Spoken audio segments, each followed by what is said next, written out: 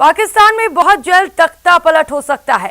इमरान खान को कुर्सी से हटाकर पाकिस्तान के सेना प्रमुख कमर जावेद बाजवा मुल्क पर राज कर सकते हैं। इसके पीछे वजह यह है कि इमरान खान लगातार बाजवा के खिलाफ साजिशें रच रहे हैं, जबकि बाजवा को इमरान की साजिशों की भनक लग चुकी है।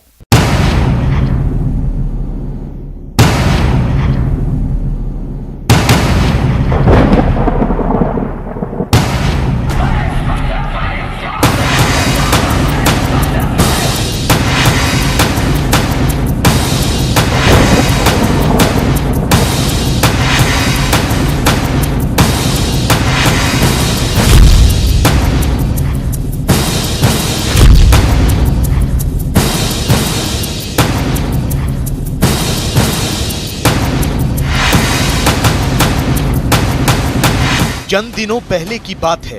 पाकिस्तान के पंजाब प्रांत से तहरीके लब्बैक पार्टी के हजारों कार्यकर्ताओं ने अपने मुखिया साद हुसैन रिजवी की रिहाई, फ्रांस के राजदूत को देश से बाहर निकालने और पार्टी पर लगे प्रतिबंधों को हटाने के लिए इस्लामाबाद की ओर कूच किया था। रावलपिंडी से लेकर लाहौर और फैसलाबाद से लेकर कराची तक इमरान सरकार के खिलाफ विरोध अपने चरम पर था। इस दौरान पुलिस और प्रदर्शनकारियों के बीच हिंसक झड़पें भी हुई। कई पुलिस वालों और प्रदर्शनकारियों की जान भी गई। आरोप लगे कि पुलिस ने निहत्थे प्रदर्शनकारियों पर गोलियां बरसाईं। तो विद्रोह की इस आग को दबाने के लिए इमरान सरकार ने आनन फानन में तहरीके लब्बैक पार्टी से प्रतिबंध हटाने के साथ उसके मुखिया साद हुसैन रिजवी और उनके समर्थकों को जेल से रिहा करने का ऐलान कर दिया।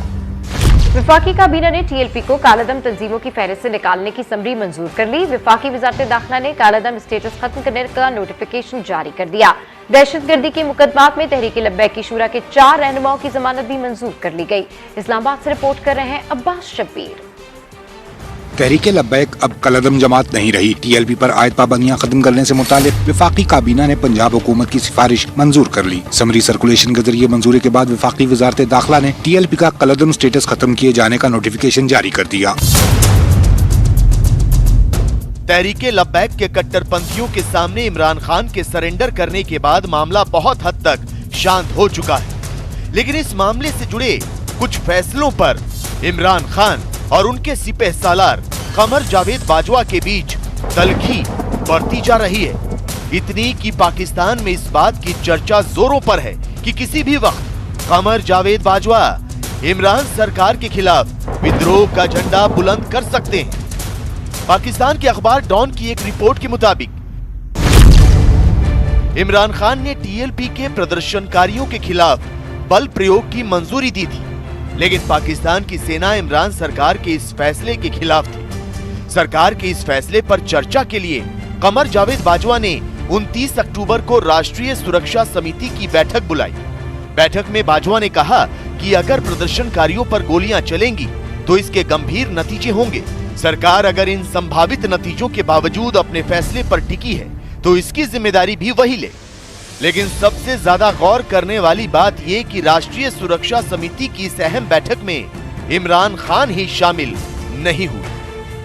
आप समझ रहे हैं कि प्राइम मिनिस्टर ऑफ पाकिस्तान कौमी सलामती कमेटी के इजलास में ना जाकर उसकी वजह से उसकी इफादियत कम हो रही है। तो जो भी अभी फैसला कर रहे हैं, चाहे वो टीएलपी के बारे में आप कर रहे हैं, चाहे वो टीटीपी के बारे में कर रहे हैं, देखिए इससे सिर्फ पीटीआई तो इफेक्ट नहीं है, इससे चंद लोग तो इफेक्ट नहीं है, ये तो कौमी सतह पे इन सारे मामलात का आपकी नेशनल लाइफ पे असर है इसका। तो अगर वजीर आजम नहीं आते तो इस दिस मीन के प्राइम मिनिस्टर की पॉलिसी कोई नहीं है, सारा काम वही करते हैं, तो मैसेज तो बड़ा अजीब सा आ रहा है इससे।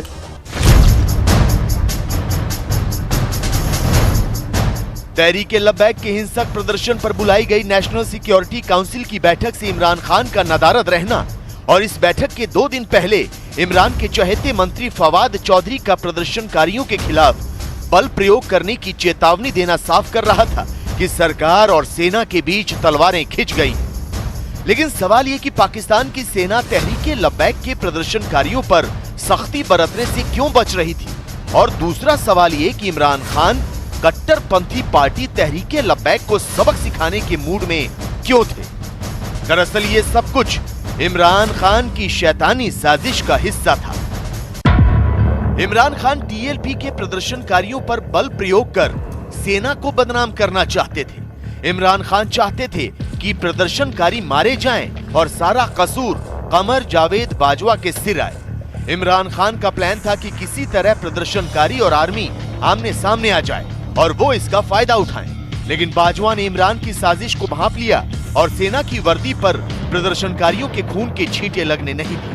हुकूमत भी चाहती थी कि लॉन्ग मार्च हो, हमें कोई सुइसाइड की तरफ चीजें जाएं, सुइसाइड का मौका मिले। एक और बात भी करना चाहता हूँ कि मिसाल के तौर पर ये चीजें एग्जैजरेट हो जाती है तो सारे का सारा फायदा होना था इमरान खान साहब को। अगर अवाम और आर्मी आमने सामने होती तो इसका फायदा इमरान खान साहब। ये आर्मी चीफ ने बहुत अच्छा एक्ट किया है चीजें नेगोशिएट करके। फिलहाल पाकिस्तान मीडिया में इस बात पर चर्चा हो रही है कि इमरान सरकार कब तक अपनी खैर मनाएगी। तहरीके लब्बैक पर से प्रतिबंध हटाने से उसकी मुश्किलें भी खत्म नहीं होंगी, क्योंकि अब दूसरे कट्टरपंथी संगठन भी उन पर लगे प्रतिबंध हटाने की मांग करने लगे। पाकिस्तान की सेना भी इन कट्टरपंथी संगठनों के साथ खड़ी हो गई। ऐसे में इमरान खान के पास दो ही विकल्प हैं, या तो वो सेना के सामने हथियार डाल दें, प्रधानमंत्री की कुर्सी छोड़ दें, या फिर उसकी कठपुतली बनकर काम करें। क्योंकि नए आईएसआई चीफ की बहाली, तालिबान से जुड़े फैसलों से लेकर तमाम मुद्दे अब कमर जावेद बाजवा को उनकी मुखालफत के लिए मजबूर कर चुके हैं।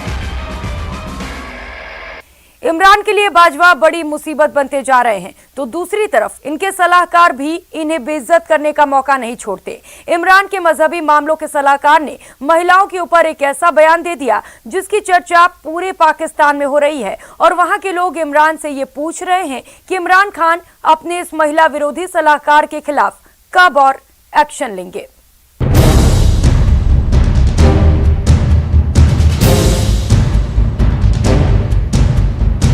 मर्दों के मुतल्लिका इश्तिहारों में मर्द डाले, पाकिस्तान में बड़े खूबसूरत मर्द मौजूद हैं।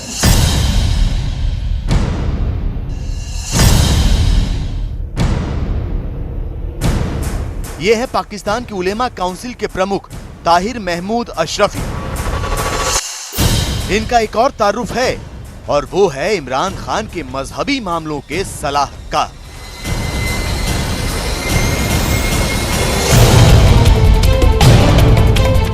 पाकिस्तान के वजीर आजम इमरान खान ने 22 अक्टूबर 2020 को इन्हें अपना मजहबी मामलों का सलाहकार नियुक्त किया था।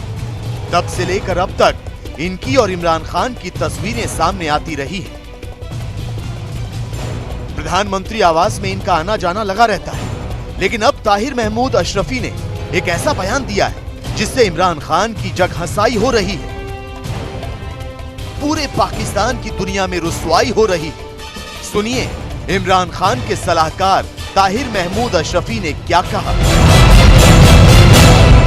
जो फहाशी उरियानी और इन चीज़ों के हवाले से हम एक लीगल कमेटी कायम कर रहे हैं जो पैमरा के साथ और जो पीटीए के साथ बैठेगी, और हम ये गुजारिश करेंगे कि इश्तिहार जो है अगर तो किसी खातून का ख़वातीन के मुतालिक है तो उसमें ज़रूर खातून होनी चाहिए, लेकिन अगर इश्तिहार मर्दों के मुतालिक है, साइकिल का इश्तिहार है, तो उसमें आपने खातून को ज़रूर डालना है। उसमें कोई मर्दों के मुतल्लिका इश्तिहारों में मर्द डाले। पाकिस्तान में बड़े खूबसूरत मर्द मौजूद हैं। पाकिस्तान के अंदर जो है ऐसा तो नहीं है कि मर्दों की कोई कमी है। ताहिर महमूद अशरफी के इस बयान से साफ है कि वो औरतों के काम करने के खिलाफ हैं। वो कट्टरपंथी संगठनों की ही तरह औरतों को पर्दे में रखना चाहते हैं। वो पाकिस्तान में शरिया कानून लागू करना चाहते हैं। वो तालिबान की ही तरह औरतों पर बंदिशें लगाना चाहते हैं। इमरान खान के मजहबी मामलों के सलाहकार ताहिर महमूद अशरफी की राय में विज्ञापनों में महिलाओं को नहीं दिखाना चाहिए। कंपनियों को महिलाओं की जगह विज्ञापनों में पुरुषों को मौका देना चाहिए। उलेमाओं को मुल्क में अश्लीलता कम करने के लिए प्रयास करने चाहिए। यही नहीं, दुनिया में इस्लामोफोबिया के खिलाफ मुहिम को तेज करना चाहिए। इस्लाम के खिलाफ बयान देने वालों को कड़ी सजा देनी चाहिए। मतलब साफ है, पाकिस्तान के प्रधानमंत्री इमरान खान के सलाहकार ताहिर महमूद अशरफी संविधान को दरकिनार कर पूरी तरह शरिया लागू कराना चाहते हैं। महिलाओं को चार दीवारी में कैद करना चाहते हैं। लेकिन ताहिर महमूद अशरफी की महिला विरोधी सोच पर पाकिस्तान का मीडिया हमलावर हो गया। सुनिए किस तरह इमरान के इस सलाहकार के कपड़े फाड़े जाने लगे। जिनका मजहब से दूर दूर तक कोई ताल्लुक नहीं है। अजीब सी बात की है, कहते हैं कि खूबसूरत मर्दों की कमी नहीं हमारे मुल्क में। अच्छा, आपकी या तो प्रायोरिटीज़ चेंज हो गई हैं, आदमी हूँ आदमी से प्यार करता हूँ वाली हरकत है ये, या तो आपने बिला वजह की ये भंड मारा है। मतलब आदमी खूबसूरत कब होते हैं भाई? हम मर्द, जितना थोड़ा बहुत इल्म मैंने हासिल किया है, मर्द हमेशा डैशिंग होता है, मर्द हैंडसम होता है, मर्द इंटेलेक्चुअल होता है।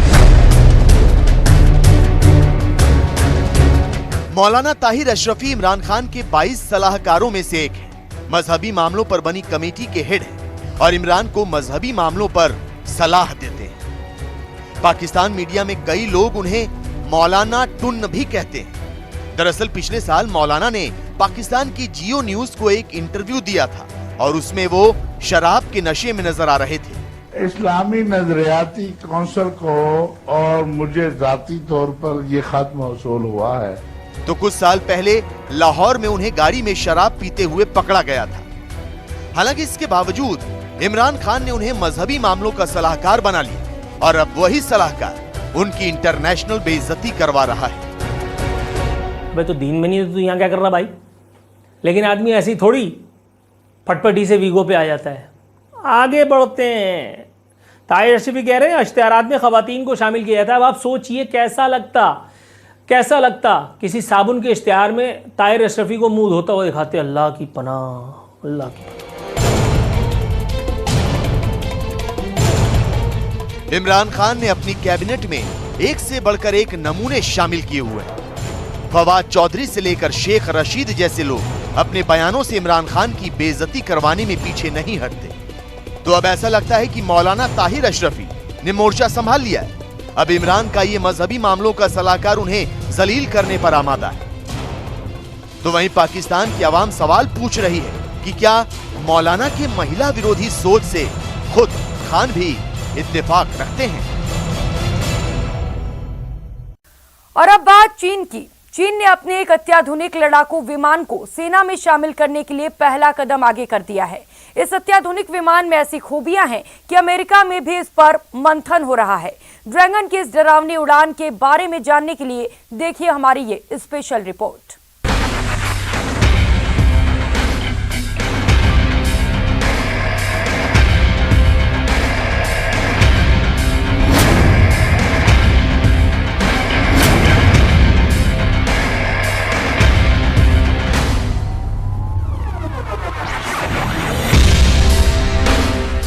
विश्व की महाशक्ति बनने के लिए चीन की छटपटाहट बढ़ती जा रही है, लेकिन दुनिया पर राज करने के लिए चाहिए एक शक्तिशाली सेना। लिहाजा चीन ऐसी ही शक्तिशाली सेना के निर्माण में दिन रात लगा हुआ है। चीन एक से बढ़कर एक घातक हथियारों का जखीरा तैयार कर रहा है। चीन परमाणु बमों का अड्डा तैयार कर रहा है। चीन लंबी दूरी तक मार करने वाली मिसाइलों का परीक्षण कर रहा है।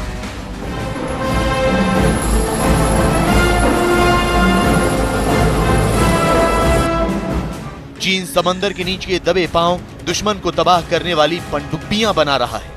चीन की People's Liberation Army super power America को पीछे छोड़ने के लिए लगातार अपनी ताकत में इजाफा कर रही है और अब चीन एक ऐसा लड़ाकू विमान अपने बेड़े में शामिल करने जा रहा है जो दावों के मुताबिक अमेरिका की भी परेशानियां बढ़ा सकता है। चीन के सरकारी अखबार ग्लोबल टाइम्स ने दावा किया है कि चीन का J-16D लड़ाकू विमान युद्ध जैसी स्थितियों के लिए पूरी तरह तैयार है। लड़ाकू विमान J-16D को असल युद्ध की स्थितियों का सामना करने के लिए ट्रेनिंग पर भेजा गया है।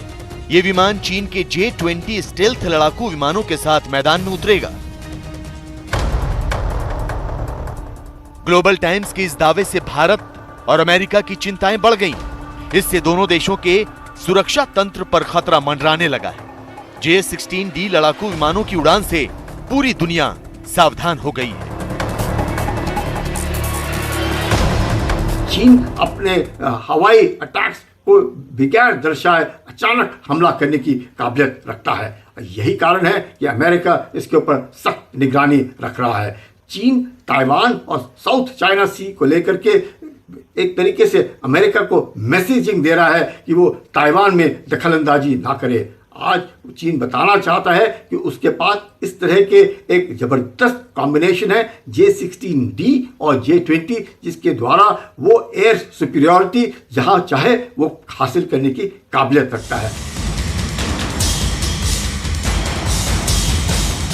अब सवाल ये कि आखिर J-16D लड़ाकू विमान की क्या खासियत है? इस फाइटर जेट से अमेरिका और भारत की चिंताएं क्यों बढ़ गई? इससे भारत और अमेरिका का सुरक्षा तंत्र कैसे प्रभावित होगा? तो आपको बता दें कि चीन का यह फाइटर जेट दुश्मन के रडार को जैम कर सकता है। इस लड़ाकू विमान में इलेक्ट्रॉनिक सर्वेलेंस और रडार जैम करने वाले उपकरण लगे हुए हैं। इसके अलावा इसमें हवा से हवा में मार करने वाली कई आधुनिक मिसाइलें भी लगी हैं। चीनी वायुसेना का J-16D विमान J-20 के साथ मिलकर दुश्मन की सेना पर भारी पड़ेगा। ये लड़ाकू विमान दुश्मन के अर्ली वार्निंग सिस्टम को बंद कर देगा और रडार को जैम कर देगा, जबकि J-20 खुद ही स्टेल्थ तकनीक से लैस है और वो दुश्मन पर धावा बोल देगा। ऐसी स्थिति में ये दोनों विमान मिलकर दुश्मन के ऊपर सटीक हमला कर सकते हैं। मतलब ये कि दुश्मन को जवाबी कार्रवाई का मौका भी नहीं मिलेगा। J-16D न्यू इलेक्ट्रॉनिक एयरक्राफ्ट, जिसको चीन ने इस साल शुरुआत में एयर शो में दर्शाया था, अब उसने J-20 still 5th generation aircraft के साथ युद्ध अभ्यास कर रहा है। ये जो कॉम्बिनेशन है एक वाकई जबरदस्त कॉम्बिनेशन है, जिससे चीन जो है एयर सुपीरियरिटी हासिल कर सकता है। ये जो J-16D है twin seater twin engine multi role aircraft, जिसमें इलेक्ट्रॉनिक वॉरफेयर के पॉड्स लगे हुए हैं, दुश्मन के कम्युनिकेशन और रेडार्स को जैम करने की काबिलियत रखता है।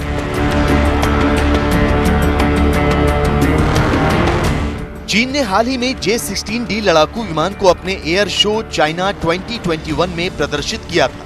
उस वक्त चीन का ये विमान सुर्खियों में था। अब चीन ने भारत से जारी तनाव के बीच अपने सबसे आधुनिक J-16D लड़ाकू विमान को युद्धाभ्यास में उतार दिया। चीनी वायुसेना का J-16D इलेक्ट्रॉनिक वॉरफेयर विमान युद्ध की ट्रेनिंग कर रहा है। चीन की योजना इस विमान को जंग के मैदान में उतारने की। ऐसे में भारत के 270 लड़ाकू विमानों और 68 ग्राउंड अटैक फाइटर जेट को तैयार रहना होगा, जबकि अमेरिका के साथ मिलकर J-16D लड़ाकू विमान का तोड़ ढूंढना होगा।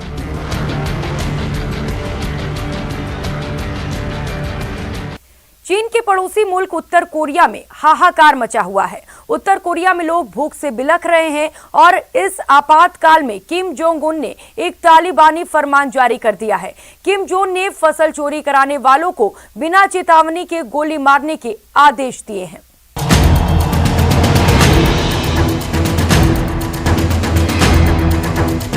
किम का गोली मारने का फरमान।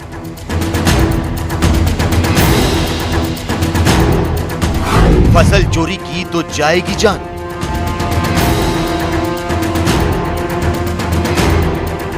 तबाही मचाने वाले हथियारों, बारूद बिछाने वाली मिसाइलों और ऐश की जिंदगी गुजारने के लिए पानी की तरह पैसे बहाने वाले किम जोंग उन का देश उत्तर कोरिया सिसक रहा है। उत्तर कोरिया के राष्ट्रपति किम जोंग उन की आंखों के सामने जनता भूख से बिलख बिलख कर दम तोड़ रही है। किम जोंग उन का देश भुखमरी के संकट से गुजर रहा है और लोग अब अपना पेट भरने के लिए चोरी करने को मजबूर हो गए हैं। लेकिन हैरानी यह है कि इस आपातकाल में भी किम अपनी तुनक मिजाजी से बाज नहीं आ रहे। किम ने हुक्म दिया है कि भूख से जनता मरे तो मरे, लेकिन चोरी उन्हें कतई मंजूर नहीं, वो भी फसलों की चोरी। जी खबरों के मुताबिक उत्तर कोरिया में भूखमरी की वजह से फसलों की चोरी हो रही है। चोरी की इन वारदातों को रोकने के लिए किम जोंग उन ने फसल चोरों को देखते ही गोली मार देने का आदेश जारी कर दिया। यही नहीं, खेतों की रक्षा के लिए सैन्य टुकड़ियों की तैनाती भी कर दी गई है। सूत्रों की माने तो खेतों में जाने वाले किसी भी व्यक्ति को सरकारी व्यवस्था के खिलाफ माना जाएगा और उसे बिना किसी चेतावनी के गोली मार दी जाएगी। इस आदेश के बाद खेतों के पास रहने वाले लोगों में खौफ भर गया है। लोग डरे हुए हैं कि अगर वो गलती से खेतों में चले गए तो उन्हें बिना किसी चेतावनी की गोली मार दी जाएगी। वर्तमान समय में north Korea severe food crisis से जूझ रहा है और इसका जो कारण है वो नॉर्थ कोरिया पे लगे इकोनॉमिक सैंक्शंस हैं, पिछले वर्ष के जो आए हुए टाइफून हैं और कोरोना वायरस पेंडेमिक की वजह से जो नॉर्थ कोरिया का चाइना के साथ व्यापार लगभग बंद जैसा हो गया है, वो भी इसका एक बड़ा कारण है। नॉर्थ कोरिया की इकोनॉमी चाइना के ऊपर 90% डिपेंडेंट थी, लेकिन कोरोना की पैंडेमिक की वजह से नॉर्थ कोरिया और चाइना के बीच का व्यापार 85% तक कम हो गया है, और जिसकी की वजह से चाइना से नॉर्थ कोरिया को जो ट्रेड का सपोर्ट, खाद्यान्न का सपोर्ट नहीं मिल पा रहा है। कोरोना वायरस की वजह से उत्तर कोरिया ने जनवरी 2020 में चीन के साथ व्यापार बंद कर दिया था। उत्तर कोरिया और चीन की सीमा लंबे समय से बंद है, जिसकी वजह से देश में खाने पीने की चीजों की कमी हो गई, जिसका नतीजा ये हुआ कि इस साल उत्तर कोरिया में कई लोगों ने भूख से दम तोड़ दिया, और अब तो उत्तर कोरिया में भूख की समस्या विकराल हो चुकी है। लोग इसकी तुलना 1994 से 1998 के दौरान पड़े विनाशकारी अकाल से कर रहे हैं। ऐसे में लोगों को जिंदा रहने के लिए खाना चाहिए, और जब खाना नहीं मिलेगा तो चोरी की वारदातें बढ़ेंगी। लेकिन इसकी सजा मौत कैसे हो सकती है? अनाज के बदले गोली क्यों? इस स्पेशल शो में फिलहाल इतना ही। खबरों का सिलसिला जारी है, आप बने रहिए हमारे साथ। नमस्कार।